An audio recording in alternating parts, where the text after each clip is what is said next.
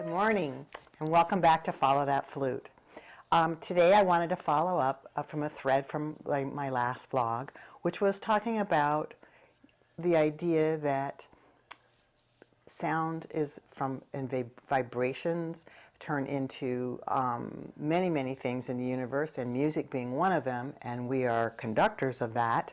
And so it's a way to think about your musicianship from a broader perspective, and that's somewhat of the theme today, and with a really short example of how we could just use long tones as a way to get centered and create a sacred space for ourselves.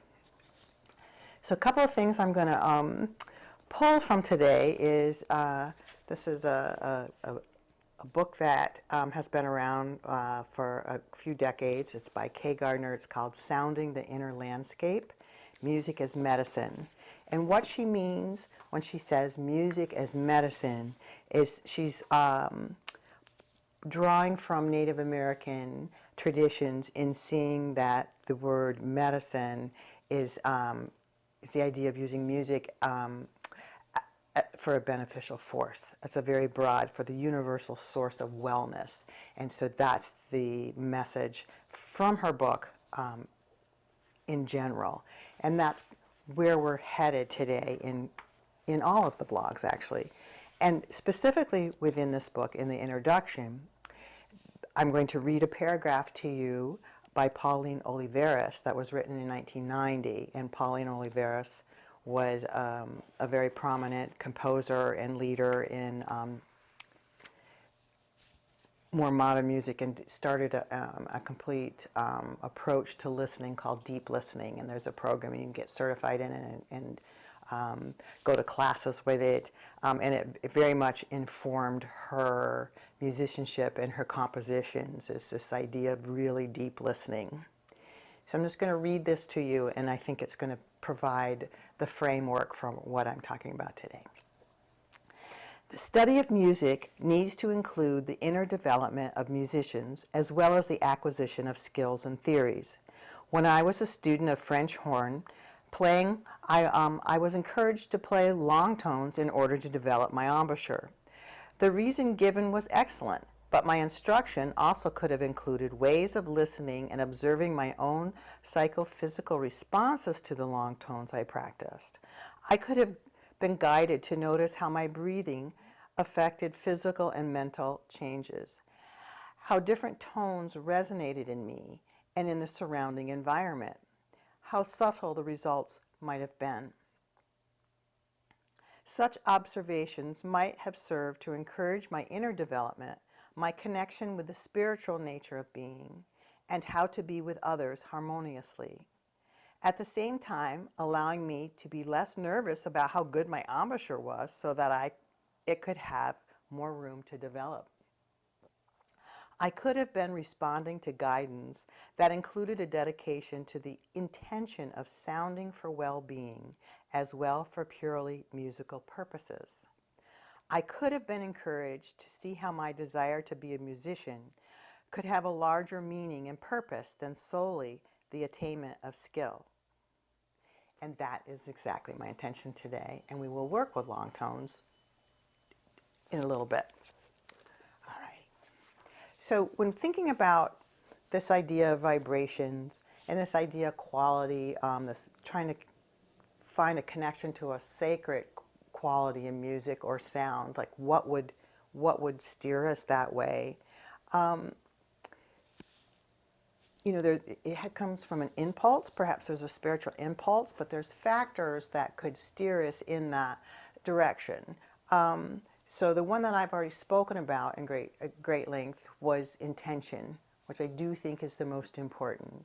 And it is your intentionality, it's your mindset of how you're thinking about what you're doing. And that sets the tone, that sets the mood, that sets your perception of the whole experience for yourself.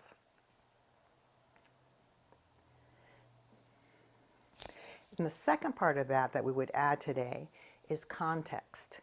So you could want to make something spiritual or think about it as spiritual, or elevate it. Somehow it's sacred, and that's my message today. Is through your intent you can do that, rather than there's something outside of you that you bump into and you respond that way. Is that you have a choice to bring that from within, and that's your empowerment. So, but context is important. So because it doesn't happen in a vacuum, and it depends on how it's presented, where it's presented, how you're cued. It can cue you for to be more mindful, or you could be in the elevator and listening to my flute music, or you could be sitting in a group for a sound bath and listening, or a yoga class, or a meditation class, or in a house of worship, a religious institution, and you're already that context itself kind of helps set that mood, even though it might not be your intention. That's different from the first thing I'm talking about. I'm talking about this idea that the context of where you are has a lot to do with it, to help steer it to be sacred versus maybe just more everyday, something not quite as engaging.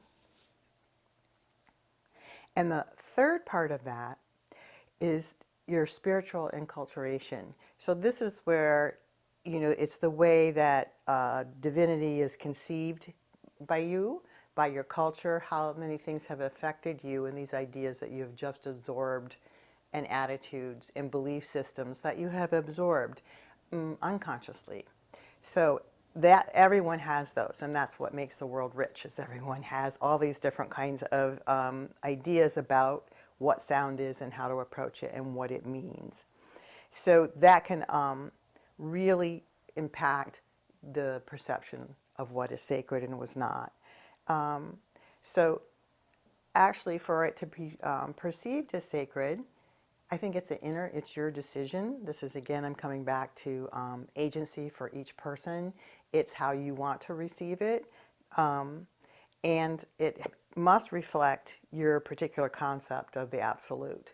And even whether you have that worked out for yourself, like, if someone asked you what that is and you couldn't put words to it, when you feel it, you know it, right? So that's how sound can happen with that. So it's intention, it is the context, and it's the culture, your enculturation. So how that can affect that. And so actually there's a potential for the sacred, you can say in a broader sense, the potential for it lies within everything, and it relies within us. And it's an inclination, if we're so inclined to seek that and welcome that, I believe we can develop that. So with that, I wanted to use an example, pulling exactly from Pauline Oliveros' idea. And this is something I do long tones every day. And it is, and I do them with every student. Every lesson starts with them. But also, I spend time out in the woods. And for me, that is a context that grounds me and elevates, for me, a connection to the spiritual. But I can find it, in a practice room, in any space. But being in a very beautiful setting, outside, in nature, is very conducive for me to open up to that. But everyone who plays an instrument at some point will be trained on long tones, which gives you the skill. On a flute, your embouchure, perhaps on a string, it would be using your bow in a consistent way of finding that sweet spot that would give you the sound and the roundness of the tone that you want, and learning how to move from one to the other. And so that's very technical, and you could be up in your head and thinking about 6 different things, and you forget to breathe when your instructor is saying, hey, you could do it this way or that way. So this is just a more, I would say, private, or not so much disengaged in that. It will still give you some of the same benefits, but this is a way for your intentionality to be inclined to open up to, what is this sound saying to me? So now what I want to do is turn to actually long tones, and thinking about them as opening a space to the sacred. And I do long tones every day. start students' lessons with them, and it does give you skills in embouchure and intonation and all sorts of things. But it also could be a way to opening up to what does this tone or this sound have to say? What could it be saying to me? And this is a place where you could start to build that idea of your connection to making sound sacred for you.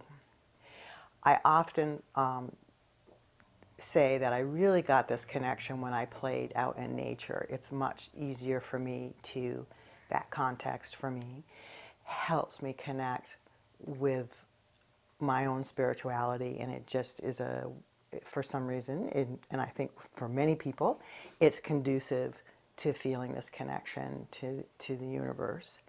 And we could even say, in the world of animism, which is very early, say, societies, is this idea that everything in the world is animated and there's something there. So it's almost personification, but not quite. You could, if that worked for you, is that the idea is that tone is an entity.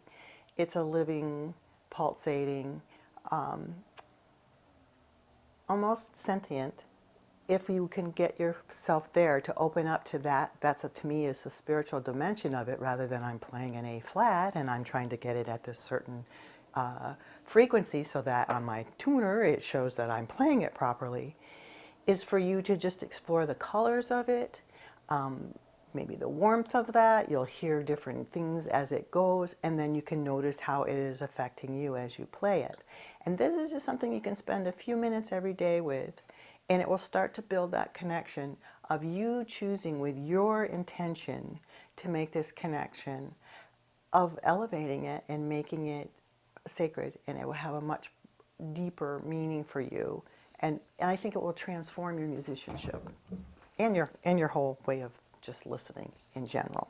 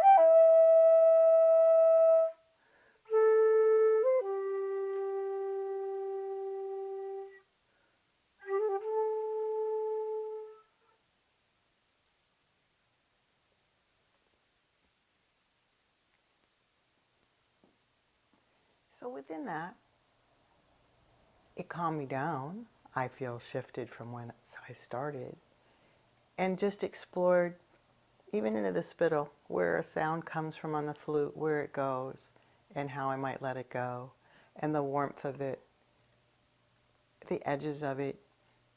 And you can also do just even a chromatic exercise. This is literally what we do.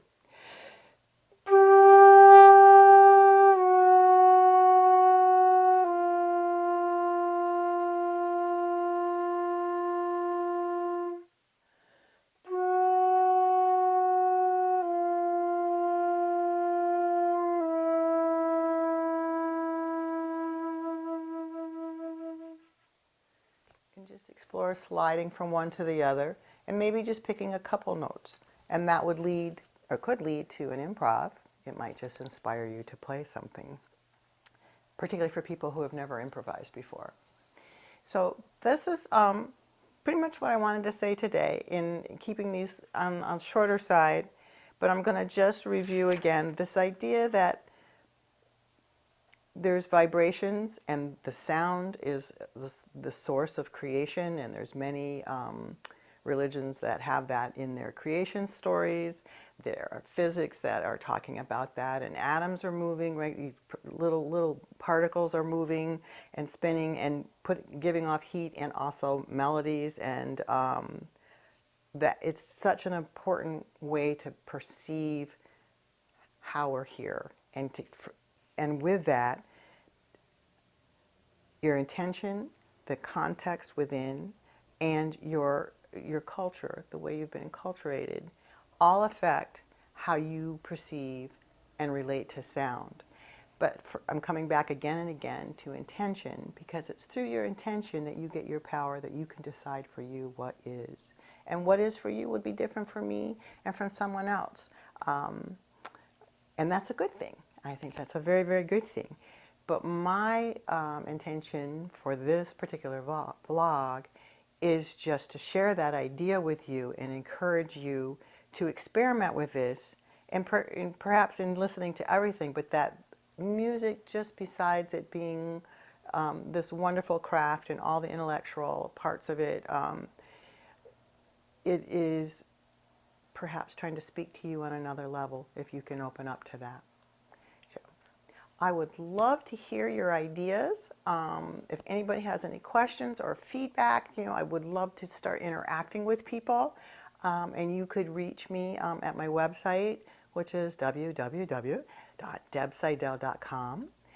There's a contact page there, or you can just email me at deb@debseidel.com. And we could just start to interact, and it would somewhat give me maybe some cues in how I could step forward and respond, and it will just kind of have an organic development. So thank you very much for listening today, and follow that flute. We'll be back.